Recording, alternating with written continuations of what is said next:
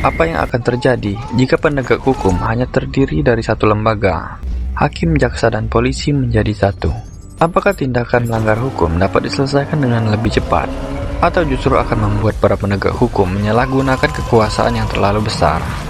Bagaimana kalau penegak hukum yang dimaksud boleh mengambil keputusan dengan membunuh pelaku kriminal? Di satu sisi, bagi masyarakat hal ini sangat menguntungkan, namun tidak bagi pelaku kriminal. Penegak hukum bak malaikat maut yang datang menjemput. Itulah alur cerita film Dredd 2012. Yuk kita bahas.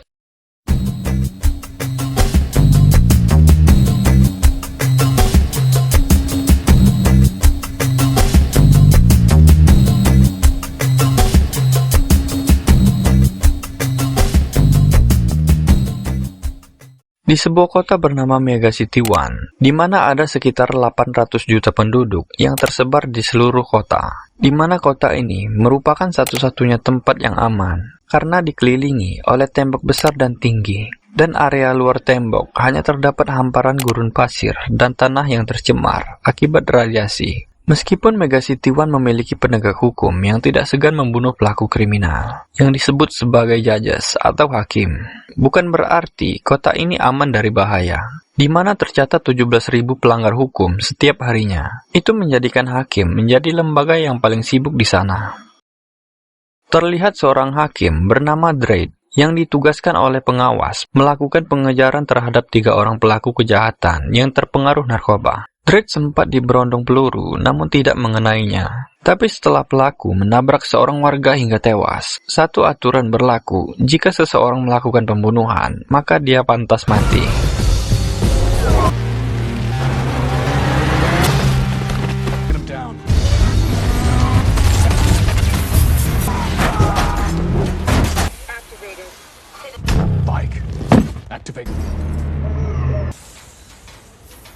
Dua dari 3 pelaku tewas, dan 1 orang lagi melarikan diri ke sebuah supermarket. Dia membunuh beberapa orang tak bersalah dan menyandra seorang wanita. Dredd mencoba bernegosiasi dengan pelaku.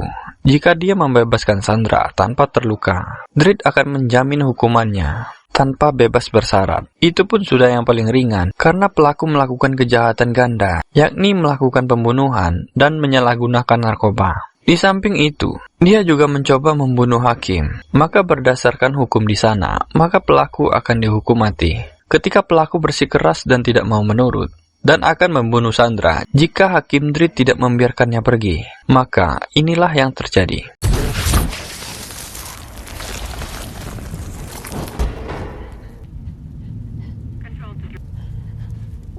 Dia bernama Cassandra Anderson. Anderson menjadi yatim piatu pada usia 7 tahun. Dan sama seperti anak yatim lainnya, Anderson dites untuk menjadi hakim pada usia 9 tahun. Namun dinyatakan tidak lulus. Kemudian dia dimasukkan ke akademi dengan instruksi khusus. Namun skor akhir terpaut 3 poin dari kelulusan. Dredd bertanya, jika dia dinyatakan tidak lulus, lantas kenapa dia memakai seragam? Ketua hakim pun menjelaskan jika Anderson merupakan seorang mutan dengan kemampuan psikis atau telepati yang bisa mengakses pikiran orang lain, merasakan ketakutan dan emosi, menggali ingatan yang tersembunyi. Itu dibuktikan ketika ketua hakim bertanya, berapa orang yang mengawasinya? Anderson dapat dengan mudah mengetahui kalau pengawas ada 2 orang. Tidak hanya mengetahui jumlahnya, namun dapat menjelaskan secara spesifik siapa orang bersama ketua hakim, lengkap dengan emosinya.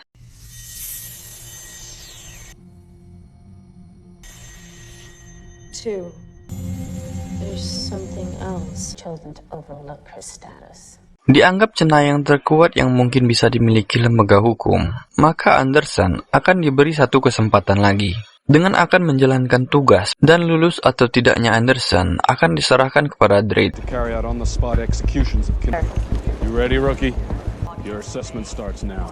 Di sisi lain terlihat seorang wanita bernama Madeleine Mardigal alias Mama. Dia adalah bos mafia kelas kakap dan bandar narkoba. Dia mendapat laporan adanya 3 orang anak buahnya yang menjual obat terlarang selain jenis narkoba yang mereka buat. Sebagai peringatan untuk semua warga di sana dan anggota yang lain. Dengan sadis mereka mengulitinya dan melempar mereka dari gedung lantai 39. dan memberi mereka narkoba bernama Slow-Mo yang memiliki efek di mana otak berjalan pelan 1% dari kecepatan normal dan membuat mereka terjatuh lebih lama dari yang seharusnya.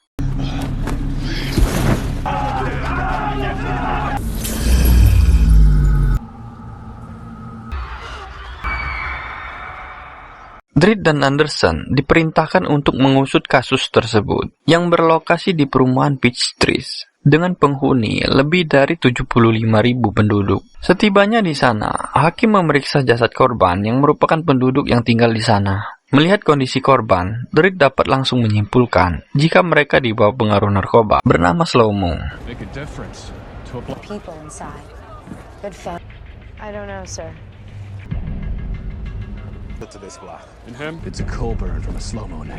Berdasarkan informasi petugas kesehatan di sana, Madeline Mardigal alias Mama merupakan mantan wanita malam di sana. Namun ketika mucikarinya memukulnya, dia membalas dan membunuhnya, kemudian mengambil alih bisnisnya. Sempat ada 3 geng yang berusaha menguasai Peachtree, tapi setelah Mama datang, ketiga geng tersebut dihabisi tak tersisa, sampai ke akar-akarnya. Dan hanya dalam waktu 9 bulan, mereka dapat menguasai secara keseluruhan Peachtree, mulai dari lantai 1 sampai lantai 200.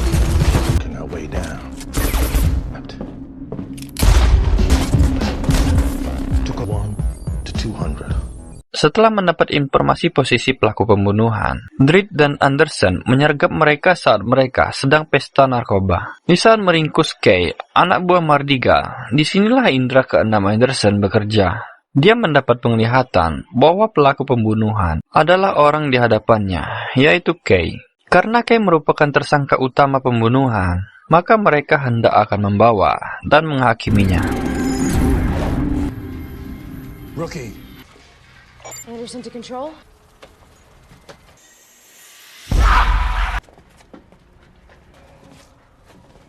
Salah satu teknisi anak buah Mardigal yang ditugaskan untuk mengawasi CCTV dan seorang hacker handal memberitahu Mardigal jika hakim telah menangkap Kay dan membunuh beberapa orang anak buahnya. Mardigal memerintahkan anak buahnya untuk menghabisi pengawas sektor Peachtree yang berada di ruang kontrol dan menghack semua sistem keamanan Peachtree dan mengaktifkan protokol keamanan yang menutup semua akses keluar masuk Peachtree dan memblokir sinyal agar hakim Dredd dan Anderson tidak dapat meminta bantuan.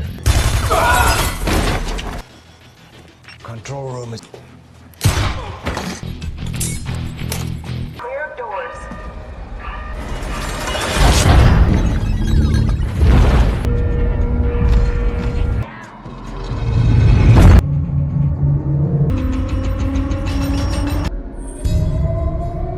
Setelah semua akses tertutup, Mardigal memerintahkan seluruh penduduk untuk menutup semua koridor dan tetap berada dalam rumahnya. Mardigal mengerahkan seluruh anak buahnya yang tersebar di seluruh lantai Peachtree untuk memburu kedua hakim tersebut.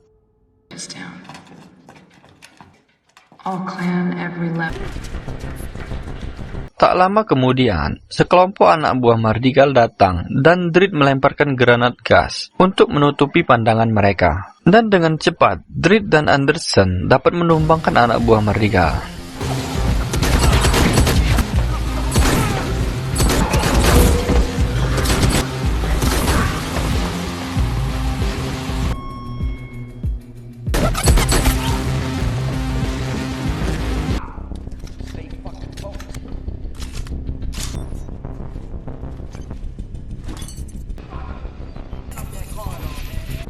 Seconds to comply. Us. Only 2 of you. Fuck you, Judge.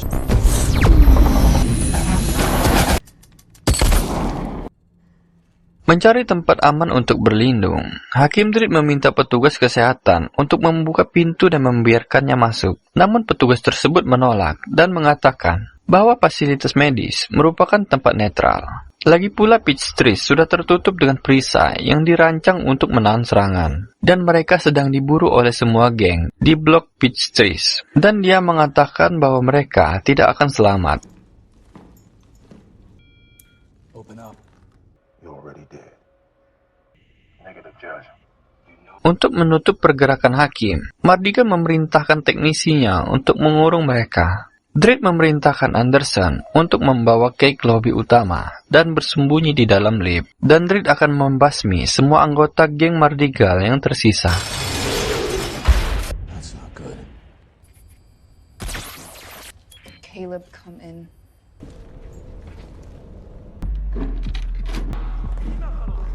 Setelah banyak anggota geng yang tewas, Hakim Dredd dan Anderson benar-benar tidak dapat diremehkan. Dengan kemampuan tempur dan senjata canggih yang mematikan, tentu pertempuran jarak dekat akan sangat sulit untuk mengalahkan mereka.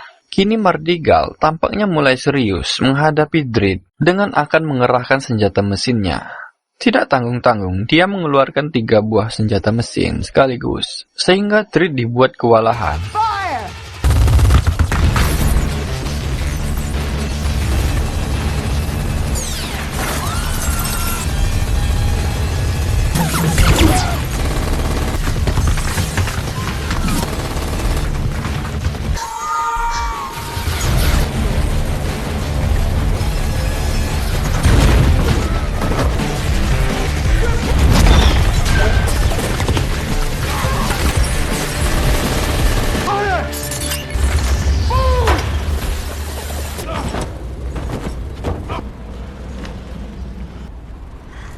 Setelah berada di luar gedung, sinyal pun kembali dan alat komunikasi mereka menyala. Dengan cepat, Dredd meminta bantuan ke pengawas lembaga hukum untuk mengirimkan bantuan ke sektor Peachtrees. Sadar posisi mereka tidak menguntungkan, mereka memutuskan untuk kembali ke dalam gedung dan mencari tempat aman.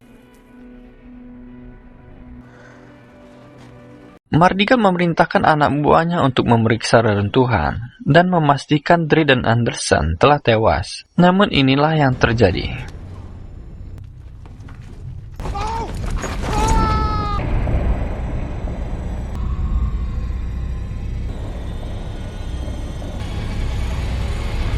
Dredd mulai kehilangan kendali, melihat banyaknya orang tak bersalah yang mati hanya untuk menangkap mereka berdua. Dredd melampiaskan kemarahannya pada Kay dan memaksanya untuk mengatakan semuanya tentang Mardigal dan gengnya. Anderson menawarkan diri untuk menggunakan kekuatannya, dan Dredd tidak perlu bersusah payah untuk membuat Kay bicara. Dari hasil penerawangannya, Anderson mendapatkan informasi bahwa Peachtrees adalah pusat pembuatan semua slow-mo di Mega City One, dan Madeleine Mardigal mengendalikan produksi dan distribusi di seluruh kota.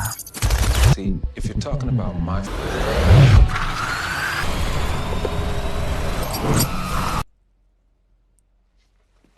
Dengan fakta bahwa si teknisi tidak bekerja secara sukarela, melainkan dengan paksaan dan mengalami penyiksaan, di mana kelopak matanya dihilangkan dan diganti dengan implan bionik. Dia diancam dengan sebuah pisau ketika beberapa hakim datang untuk memeriksa gedung tersebut dan membuat alibi jika tidak terjadi penyerangan di sana. Dan mereka hanya melakukan simulasi pertahanan perang dan tidak dapat membuka perisai akibat kegagalan sistem.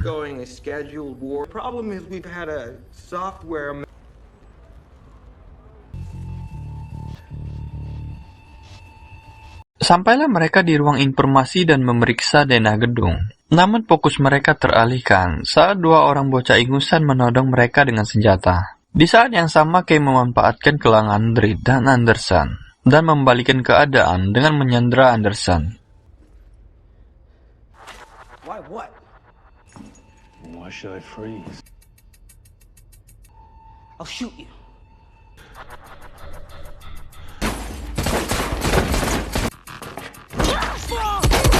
Stun!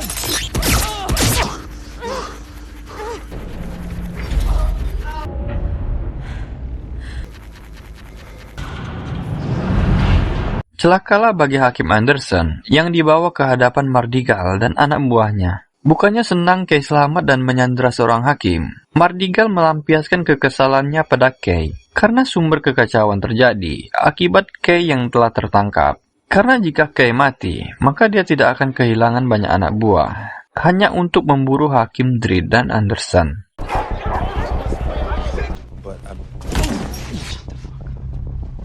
Memanfaatkan pengeras suara yang berada di ruang informasi, Dredd memperingatkan pada semua penghuni sektor Peachtrees untuk tidak membantu Mardigal. karena tindakan tersebut dianggap sebagai perbuatan melawan hukum, yang berarti hukuman mati. Pada saat itulah, teknisi dengan cepat dapat mengetahui posisi Dredd. Anak buah Mardigal bergerak dan memberondong Dredd dengan peluru. Tapi saat diperiksa, itu bukanlah Dredd. Judgment time. Fucker still hasn't gone.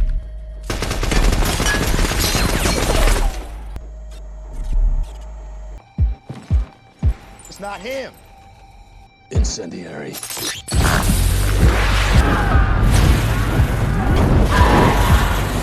Tak berselang lama, tibalah 4 orang hakim lainnya yang diutus lembaga untuk membantu Dredd. Dengan mudah, mereka bisa masuk. Tidak seperti 2 orang hakim yang sudah lama berdiri di depan pintu. Sesampainya di dalam, petugas kesehatan menghampiri mereka dan menjelaskan apa yang telah terjadi di sana. Tapi salah satu hakim menembak petugas tersebut hingga tewas. Sounds right. 4 orang hakim tersebut bernama Lex, yang bertindak sebagai pemimpin kelompok.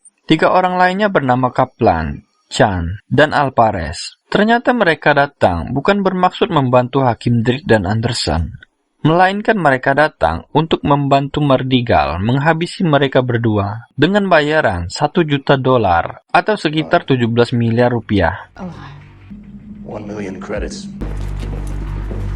Bertemulah Hakim Dredd dan Hakim Chan. Hakim Chan mengatakan dia datang bersama 3 orang lainnya yang ditugaskan untuk membantu Dredd. Namun Dredd langsung curiga pada Hakim Chan karena dia tidak menanyakan hakim yang satunya, yaitu Anderson. Hingga terjadilah duel antara kedua hakim yang dapat dimenangkan dengan mudah oleh Dredd. Likewise. Let's move it.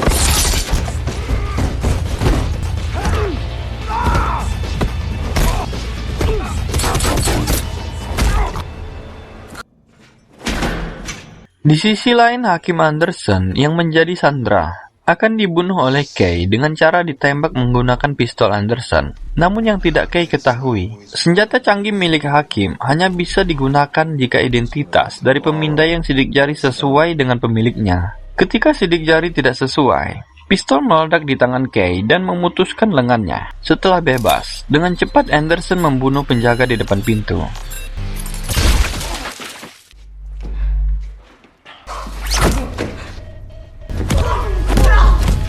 Anderson dengan penglihatannya dapat mengetahui jika Hakim Kaplan bersekongkol dengan Mardigal. Tanpa ragu, Anderson melepaskan tembakan dan membunuhnya. Di satu sisi, Dredd memasuki ruangan produksi slow-mo dan melumpuhkan penjaga di sana.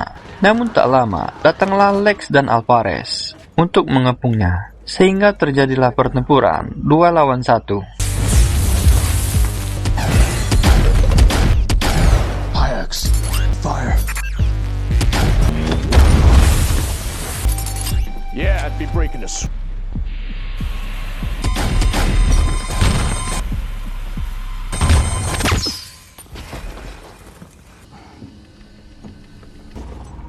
Wait. I mean, wait for what? Setelah mengobati lukanya dan mengambil amunisi senjata Lex, Dredd dan Anderson bergerak mencari posisi Mardigal. Sesampainya di ruang pengawas, didapatilah si teknisi yang bersembunyi. Dredd sempat akan membunuhnya, namun ketika Anderson menyentuhnya, dia mengetahui di mana posisi Mardigal berada, yakni di dalam sebuah ruang pribadi yang dilapisi baja dengan kode akses untuk dapat membuka pintunya. Anderson melepaskan teknisi tersebut karena melihat jika dia bukanlah komplotan Mardigal, melainkan korban Mardigal yang mengalami penyiksaan dari Mardigal dan gengnya. Get the combination from you. I'm sorry. Sampailah mereka di ruang lapis baja yang dimaksud. Pintu dapat dibuka dengan mudah dengan kode akses yang didapat dari si teknisi. Anderson sempat mendapat tembakan dari anak buah Mardigal, namun mereka dapat menumbangkan mereka semua. Dan akhirnya sampailah mereka di hadapan Mardigal.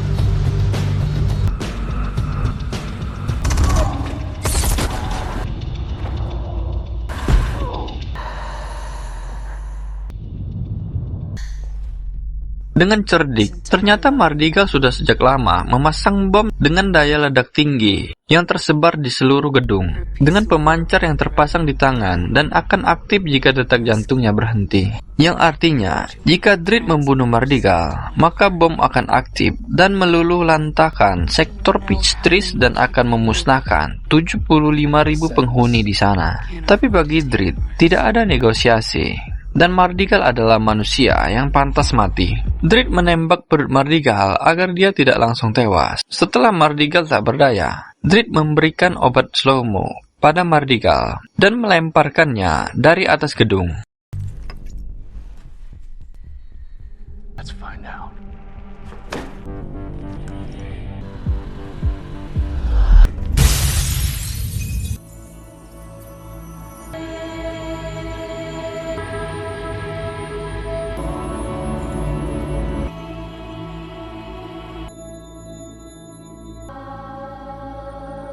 Setelah Mardigal tewas, pada akhirnya perisai dapat dibuka, dan sudah banyak hakim dan medis yang sudah berada di depan sektor Peachtree.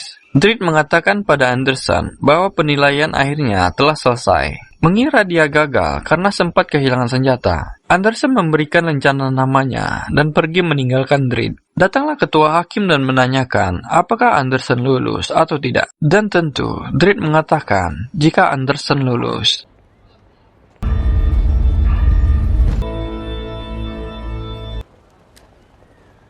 Before, I thought I'd better check it out.